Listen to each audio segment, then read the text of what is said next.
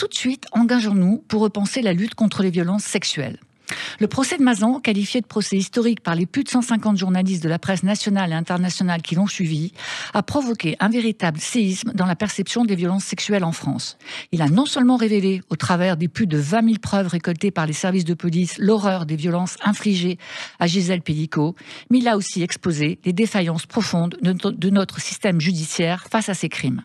Dès l'ouverture du procès, la déqualification des viols en scène de sexe par le président de la Cour et quelques jours après les propos du maire de Mazan, là où les faits se sont déroulés, je le cite, ça aurait pu être plus grave, il n'y a pas eu d'enfants impliqués et après tout, personne n'est mort, ont posé la question fondamentale de la minimisation des violences sexuelles et de la culture du viol dans notre société.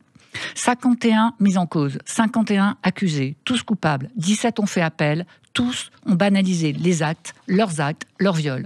Certains évoquant un malentendu, d'autres l'acceptation tacite de Gisèle Pelicot. Un phénomène courant que l'on appelle le victim blaming, une mécanique implacable où l'agresseur et ses actes s'effacent derrière un comportement supposé suspect de la victime. La normalisation de la violence et de la soumission dans les contenus pornographiques où 90% des vidéos montrent des actes de violence physique et sexuelle contribue à cette banalisation des violences dans la réalité. Face à cette consommation accrue de pornographie, notamment par les plus jeunes, la question que soulève également le procès de Mazan est de savoir jusqu'où la société va tolérer cette déshumanisation des femmes sous couvert de liberté sexuelle. Ce procès a aussi démasqué l'angle mort des violences sexuelles, celui de la soumission chimique et de l'utilisation de médicaments comme mode opératoire, des pratiques qui traduisent la préméditation de l'agresseur. L'Observatoire français des drogues et toxicomanie indique une augmentation considérable des cas de soumission chimique en Europe. En France, cette méthode est impliquée dans 20% des plaintes pour viol. Si Gisèle Pelicot est devenue un symbole de la lutte contre les violences sexuelles, la BBC la distingue parmi les 100 femmes les plus influentes de l'année, la réalité des violences sexuelles en France reste terrifiante. Toutes les 2 minutes, une femme est victime de viol ou de tentative de viol. Dans 96% des cas, l'auteur est un homme.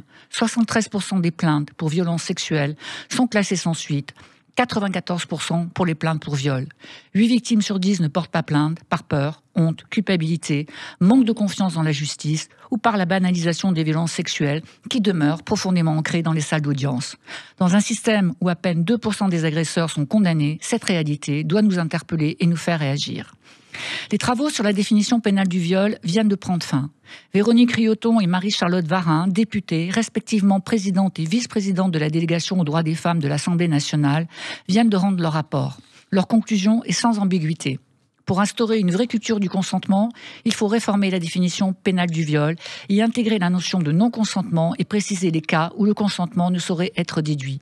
La proposition de loi est déposée. C'est une étape importante, ce n'est pas la fin du chemin. Car le viol reste un crime massif qui nécessite une action globale, des moyens financiers, une politique de répression, de protection, de prévention, de formation, en conclusion, une véritable volonté politique.